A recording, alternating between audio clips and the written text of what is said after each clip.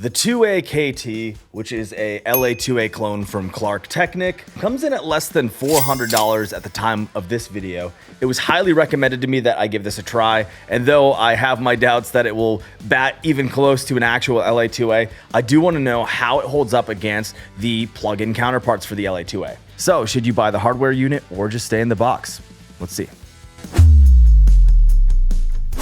Hi, I'm Luke Dimond. I'm going to give a little bit of an intro because this is kind of my first video here on YouTube. But yeah, my name's Luke. I'm an audio engineer and producer. I've been working in the industry for a while, and I've had the honor of working with some pretty big artists in some pretty big studios. Most of my career, I've really never had the need to own my own outboard gear, as I work at studios that are well equipped and far more equipped than I want to get with my wallet. But there was always a part of me that wanted a home studio that had the gold standard basics. Like many others, I'm sure, I wasn't really interested in buying all of the gold standard gear you'd find in a major studio for my home studio just yet. So I do really want to see how this budget LA2A clone stacks up against the plugin emulations. So I have some vocals I want to run through the 2A KT hardware unit, and then also I want to run them through the CLA-2A Waves plugin. Now the Waves plugin comes in at $36 at the time of this video. So did I waste $400, or is it going to be way better than the $36 plugin? Let's find out.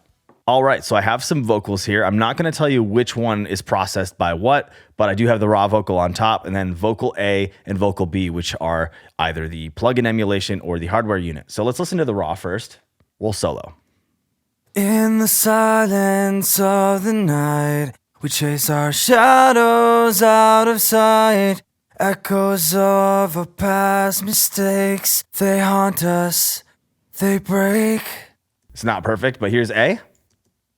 In the silence of the night, we chase our shadows out of sight. Echoes of our past mistakes, they haunt us, they break. And B. In the silence of the night, we chase our shadows out of sight. Echoes of our past mistakes, they haunt us, they break. Now, before I tell you which is which, I want you to form your own opinion about what you think sounds better, because there is a difference, and we will talk about it in a second. If you need to rewind and listen again, there's a little hyperlink with the time down below. All right, if you liked vocal A, that was the CLA-2A plugin, which is the plugin emulation of the LA2A, which leaves B being the 2A KT.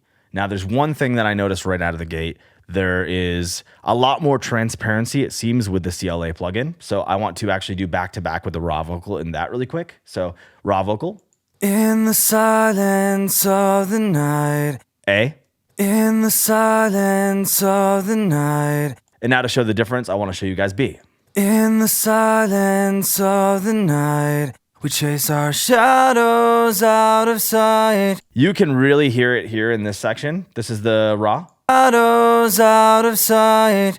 And then B. Shadows out of sight. I'm noticing that there's some muddy lows being introduced with the hardware unit that aren't being introduced with the CLA-2A. Specifically, let's open a instance of ProQ here. Let's listen to A and kind of look. I don't like using my eyes for audio stuff, but let's look at how the low end is kind of glued together. There is information there, but it's very quiet. In the silence of the night, we chase our shadows out of sight. So we're still at about -90 on the stuff at like 20 to 40 hertz. Let's now look at vocal B.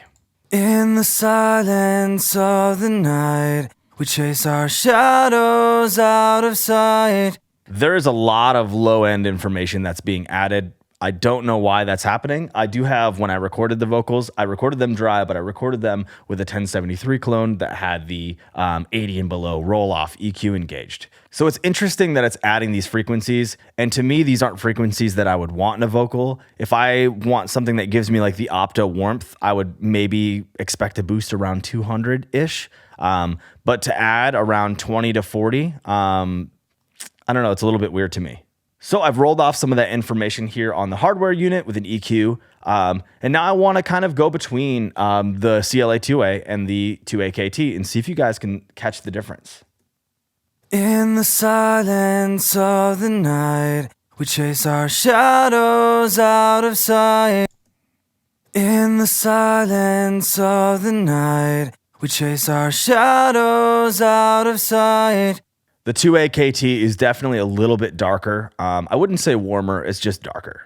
Who knows? The LA2A, the actual hardware unit that these are emulating, might also have the same results where it makes it darker and adds frequencies that I previously cut before compression. But for me, I think I'm going to stay in the box. Now, if you came to a different conclusion, you like the 2A KT better, or you agree with me, just let me know in the comments, because I like to open up discussion about this stuff. The small details like that can be totally subjective. I personally like the plugin. You may be different.